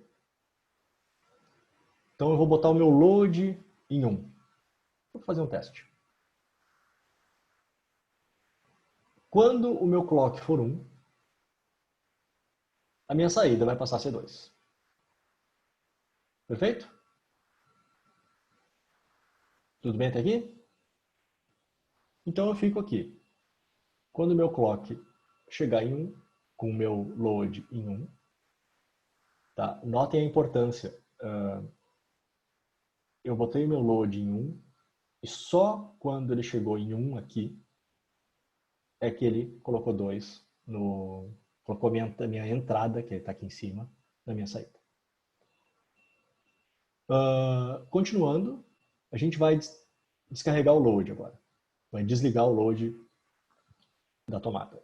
O load ele tem que ficar em 1 durante o tempo de setup do registrador.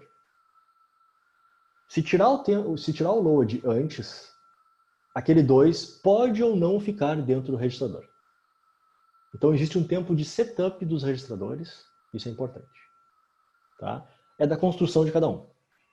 Tá? Também não vou explicar a eletrônica aqui, mas é interessante saber. Então, por isso que ele fica pelo menos um ciclo. Ele ficou mais de um ciclo um pouquinho, mas pelo menos um ciclo daqui até aqui, seria um ciclo, ativo. Tá? É o comportamento esperado. Depois a gente desliga ele e o 2 continua aqui mesmo com todo mundo desligado. Agora eu vou resetar a minha porta. Vou botar um clear. Meu clear ele é acionado em 0, tá? Lógica inversa. Se usa muito isso em eletrônica. Lógica inversa para algumas coisas, lógica positiva, lógica 1 e 0 para outras. Tá? Então, meu clear 0, automaticamente, eu estou com 0 na saída. Tá, deixa eu pegar o código de novo aqui. Nota que aqui não espera nada. O clear 0, a saída é 0. Não tem propagação de erro. Tá? Essa é a palavra, tá, gente? Aqui, por que normalmente a gente tem que ficar pelo menos um ciclo com o enable ou com o load em 1, para poder propagar por todo o circuito interno do registrador aquele 1. Porque senão a gente pode perder o dado no meio do caminho. Não vamos ficar com meio bit, tá, gente? Ou vai ou não vai. E aqui é o clear. O input continua em 2. O meu clear levantou de novo, quer dizer, eu não estou mais fazendo clear, e o meu output agora é 0. Quer dizer, eu apaguei aquele dado de dentro do registrador. Gente, até aqui, tranquilo? Querem que eu explique de novo? Muito complicado o registrador.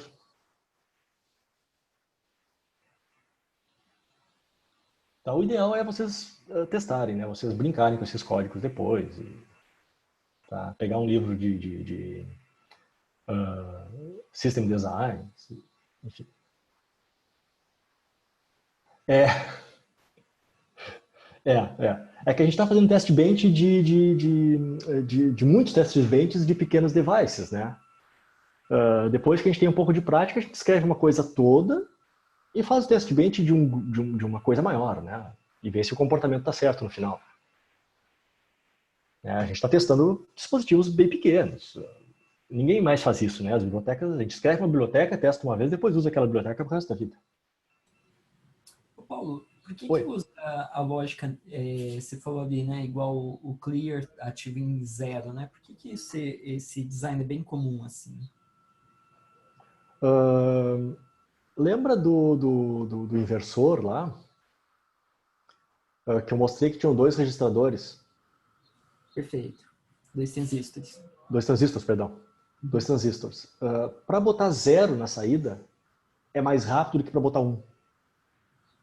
Ah, ok. Então, tem esses detalhes. Energeticamente, é melhor. O transistor NMOS, quando a gente usa mais vezes, ele é menor, mas ele é, ao mesmo tempo, mais rápido e mais econômico por ele ser menor, energeticamente. Perfeito. Então, tem várias coisinhas. Uhum. Sim, o clock ele é feito com wait. Deixa eu voltar para cá, então. Esse wait, ele é feito com clock. Ele é feito só para o test bench, tá, basicamente. O clock de um processador, ele é feito com um cristal, como se fosse um relógio. Tá? Ou com um circuito RLC para os que não precisam de muita precisão. O circuito RLC é um registrador, um indutor e um capacitor. Tá? Esse wait é só para o test bench. Wait lá dentro do código que a gente sintetizaria não funciona. Tá? Perfeito? Como que ficaria o clock para um FPGA, por exemplo? O FPGA tem um cristal lá dentro. Uhum. Um cristal mesmo, é um cristal. E aí quando tu alimenta o cristal com tensão, lá, 1 volt, ele vibra numa frequência tal. E essa frequência é capturada por um outro componente, que eu não me recordo o nome agora, e é passado por um fiozinho via 10101010. Não, Rodrigo, a gente não sintetiza o cristal. O cristal ele é a parte eletrônica fora do processador, ele não fica dentro do processador. Ele fica na placa-mãe. Se tu quer falar de computador, por exemplo, para a gente pegar uma coisa mais concreta, ele fica na placa-mãe. E aí você indica que é o sinal de clock, né? Como Indica que é o entrada sinal de clock. Ali tem um pino no processador que é o sinal de clock. Um pino, ou 200 pinos, por exemplo. Depende do processador. Né? Sim, tem cristais mais precisos, cristais com algum erro, enfim. Tá, mas sim, são cristais. Hoje já são cristais sintéticos, tá? Para quem usa cristal. Eles vêm encapsulado que nem um resistor, um capacitor, enfim. Discreto. Não, a gente não sintetiza, então, o cristal. Tá? O cristal é uma coisa separada, um componente discreto separado do processador. Não é microeletrônica, tá? Não é circuito integrado, melhor dizendo. Perfeito, gente? Bom, agora eu vou mostrar para vocês o banco de registradores, mas eu não vou rodar. A gente só vai olhar para ele e interpretar, e amanhã a gente volta com ele para eu poder botar esses arquivos para vocês e vocês poderem usar se quiserem, enfim. Deixa eu pegar aqui então, vamos fechar aqui.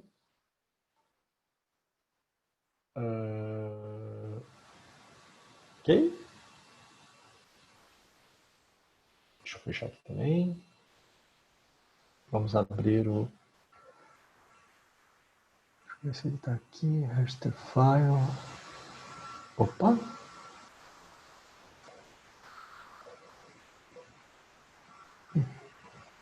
Raster file.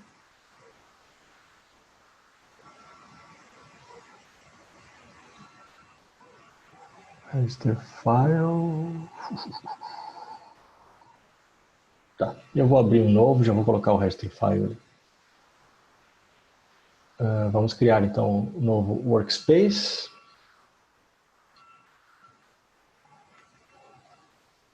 Eu achei que eu tinha colocado ele direitinho. File. Pronto. Vou adicionar um arquivo.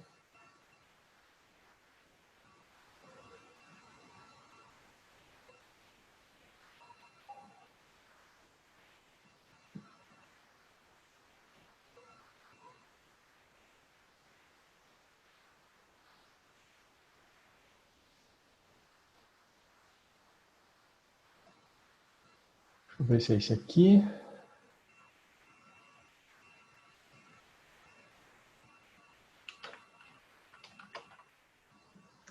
Esse aqui, sim. Enfim, esse aqui, sim. Bom, o raster file é um pouquinho mais complexo, tá, gente? O que significa raster file? Significa um banco de registradores. Ok? O que é um banco de registradores? Né? Eu tenho mais de um. Ao invés de ter um registrador, que a gente tem uma porta de entrada e uma porta de saída, a gente tem um conjunto de registradores que pode ter múltiplas portas de entrada e múltiplas portas de saída. Tá? A gente pode fazer um banco de registradores que todo mundo fala com todo mundo, então pode ser que eu tenha duas leituras do mesmo registrador ao mesmo tempo. E assim por diante. Tá? Um típico banco de registradores tem duas portas de saída e uma porta de entrada. Por que duas portas de saída? Porque eu uso, por exemplo, eu quero fazer, por exemplo, um add. 5 mais 10. São duas entradas na minha ULA, ou duas saídas do meu banco de registradores. E aí eu quero ter o resultado disso. O resultado disso é 15, sai da ULA e volta para o banco de registradores na porta de escrita. Então, por isso que a gente tem aqui, ó, isso aqui são bancos de registradores de 16 bits, tá? Uma porta de entrada de escrita, que a gente chamou de RFW, e duas portas de leitura, que saem de dentro do registrador, que a gente chamou de RFR, 1 e 2. R de read, W de write. Esses registradores eles precisam ser endereçados. Tá? Aqui eu vou colocar 16 registradores nesse nosso processador aqui. Então, 16 registradores, eu preciso endereçar eles. Com 4 bits, eu endereço 16 registradores. Então, um endereço de registrador que vai ser escrito, um endereço que vai ser lido da porta 1, perdão, e um endereço que vai ser escrito, que vai ser lido da porta 2. A gente também tem o famoso clock, o reset, que é o nosso clear, lá no caso do flip-flop. Nós temos o write enable, que vai dizer que realmente eu quero escrever, tá? Que vai me organizar o circuito para ter uma escrita. E eu tenho os read enable de cada porta, para evitar que ele leia coisas qualquer, né? Como é que a gente faz um registrador, um banquinho de registradores? Como é que a gente faz um conjunto de memória? Né? É bem semelhante a C, isso aqui. Tá? É uma matriz, é um array, ou um vetor de vetores, ou um array. Tá?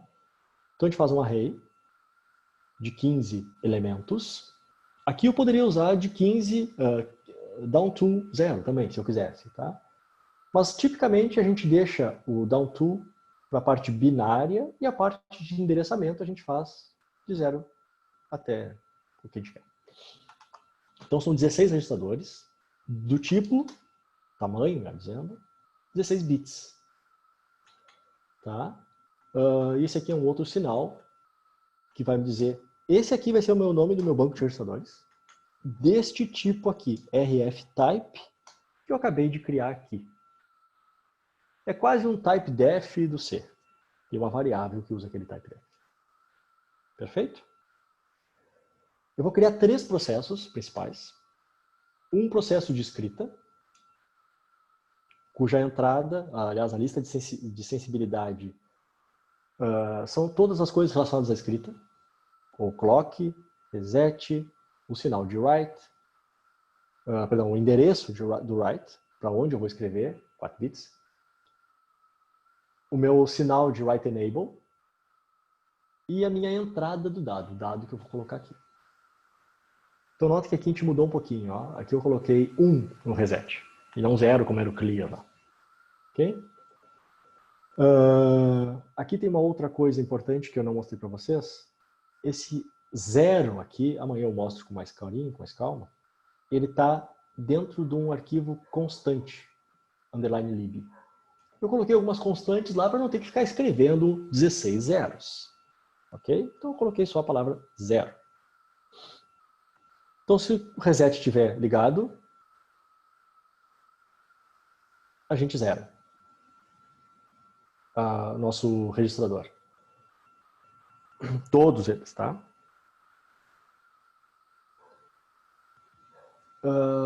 Se o meu clock, então, que nem o nosso registradorzinho solitário agora há pouco, se o meu clock estiver em 1 e clock event, ele verifica se o write enable está habilitado.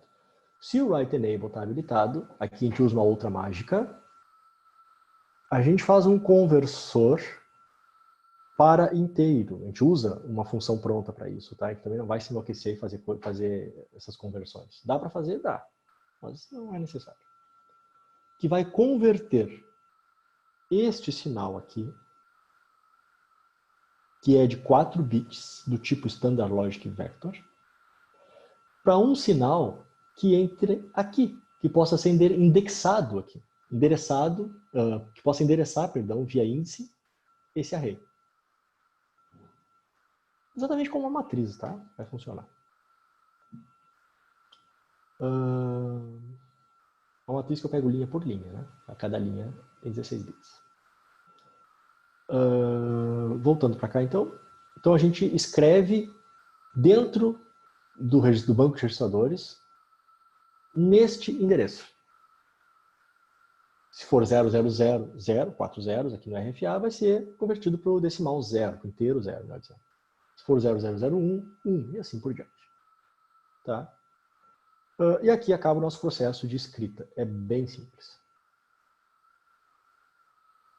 Temos duas portas de leitura, então nós temos duas portas independentes e paralelas. Aliás, os três podem rodar em paralelo. Rodam em paralelo, rodam de forma concorrente. A gente está imaginando aqui que nosso banco de registradores é muito bom, pode ter tudo ao mesmo tempo. Tá? Sim, existem registradores assim. De forma semelhante, a gente vai resetar. Só que aqui a gente não reseta o banco de registradores, a gente reseta a porta. Reseta a saída, né? Aqui a gente está fazendo um load. Verifica se dentro de um sistema de um clock positivo 1, a gente verifica se o read enable daquela porta 1 está habilitada. Se tiver, a gente lê daquele endereço. Simples assim. Read 2 é igual ao read 1, só que a gente usa 2. Mesma coisa. Marco, respondendo a tua pergunta, nota que aqui eu nem coloquei eu coloquei a porta direta aqui, ó. Perfeito, perfeito. Tá? Bom, gente, este é o banco de registradores. Tá? Amanhã a gente vai se enlouquecer com códigos já um pouco mais prontos. E a gente vai entrar na parte que eu considero um pouco mais complicada, tá? Que é a parte de controle. E a gente vai fazer ela meio que rapidinho, assim, para a gente concluir. Mas ela é bem interessante. É uma máquina de estados gigante, tá? Que liga todo mundo. A gente vai ter vários arquivos, então é um pouco mais cabeludo. Mas a gente vai só analisar também, a gente não vai experimentar. A gente vai deixar para experimentar depois, na sexta-feira, quando tudo estiver ligado um no outro. E a gente vai ter um processador pronto, assim espero. Porque experimentar a máquina de estados pequenininha é uma coisa. A gente até pode pegar uma para experimentar. Tá? Mas pegar uma máquina de estados que vai ser um pouco maior, demanda tempo para experimentar cada item, porque as variações começam a explodir, né? Poderia fazer também com uma memória, né? Em vez de uma máquina de estados. Pode fazer uma memória e fazer um gerador de endereços para aquela memória, né? Pode fazer assim. Mas a máquina de estados é tão bonitinha, né? Tá bom. E tem uma outra questão, que a máquina de estados tu pode... ela é mais dinâmica, né, do que a memória. A memória tu é obrigado a ler e fazer uma coisa. A máquina de estados, se, por exemplo, tu lê um estado e aquele estado pode te levar a muitos outros, entendeu? Então a memória é meio restrita. Tu lê um endereço, ó, caiu aqui, eu faço isso. Uhum. A máquina de estados caiu aqui, mas o anterior era aquele, não era esse. Então tu acaba tendo um pouco mais de jogo de cintura na máquina de estados. A memória, eu acredito que fazer tudo em memória fica bem difícil. Perfeito. E tem alguma tarefa, Paulo? A gente Eu vou passar esses códigos para vocês, eu vou disponibilizar. Tá? E eu vou pedir para o Matheus passar para o pessoal. O Matheus está passando num lugar específico agora, Matheus? Isso. Eu criei uma pasta no Google Drive, eu já até mandei e-mail sobre a aula 1, daí eu coloquei o link também da pasta. Tá. Aí a gente coloca os códigos lá. Tá. Eu não sei se o pessoal também queria os slides, talvez. Daí se você puder também, se quiser disponibilizar os slides, só me mandar também que eu coloco lá no dia que for. Tá. Eu posso mandar esse mesmo que eu estou usando aqui. Esse mesmo que eu estou usando tem algumas coisas que eu achei que o pessoal fosse perguntar. Por exemplo, como é que é um MUX de verdade? Aqui está um MUX de verdade, ó. Isso aqui é um transistor. São transistores normais da gente, não é nada diferente, só está virado ao contrário e ligados como se fosse um sanduíche. Tá? Isso aqui é uma porta Shor. Ó, a porta Shor, ela tem que ser ela é um pouquinho maior do que Eu achei que eu só fosse perguntar essas coisas, quando não perguntou, eu deixei aqui nos backups. E aqui uma coisa que eu peguei da UTF-FPR, que é a Arquitetura versus Organização, que é bem legal. Depois, isso aqui vai estar no slide, tá? Eu posso mandar já junto nos códigos. Vamos ver algo com Demux? Não, a gente só vai usar Mux. Mas se quiser fazer Demux, a gente pode fazer um exercício em algum momento. É só fazer o contrário, tá? Em vez de ter N portas de entrada, tu tem N portas de saída. O resto é o mesmo. Tá? Eu vou disponibilizar o Mux. Isso aí é um exercício que pode fazer, Daniel. Pode brincar com o Mux ali no código. Tá? Até aqui, gente, esses códigos todos, eles rodam no mesmo... Eles rodam em um único arquivo, tá? E um único arquivo de test bench. Então fica fácil de fazer no Zoom, perdão, no EDA Playground. Com mais de um arquivo é ruim porque a gente não consegue deletar aqueles arquivos padrão que ele coloca lá. Então a gente é obrigado a usar aqueles nomes e tem que ficar mexendo nos nossos negócios. Né? Por isso que eu não estou usando eles somente. A gente não pode trocar o nome daqueles arquivos. Então o arquivo design.vhd é obrigado a usar. E aí, enfim. Gente, perfeito até aqui? Alguma dúvida, algum comentário, alguma reclamação? Sei lá. Alguma reclamação que a gente possa mudar já para amanhã e para sexta? Eu sei que via, assim, tudo online é meio complicado. Né? Estamos ok, Paulo. Então tá bom. Eu vou disponibilizar agora. Os códigos. Concordo. Eu vou disponibilizar os códigos agora e o Matheus libera para o pessoal e o pessoal pode brincar com eles. Tá? Vou deixar em VHD, não vou ficar colando lá, porque eu acho que esse editor de texto aqui é bem sacana. Beleza, beleza. Então tá, gente. Obrigado por enquanto. Matheus, eu falo contigo ali em particular para a gente se organizar nos códigos, como é que eu te mando. Claro, pode ser sim. Tá? E a gente libera o pessoal almoçar e respirar um pouco, né? Sair da cadeira. Joia. Obrigado, Paulo. Obrigado, Marco, mais uma vez. Obrigado, gente, pela paciência. Até amanhã. E vamos lá. Até amanhã.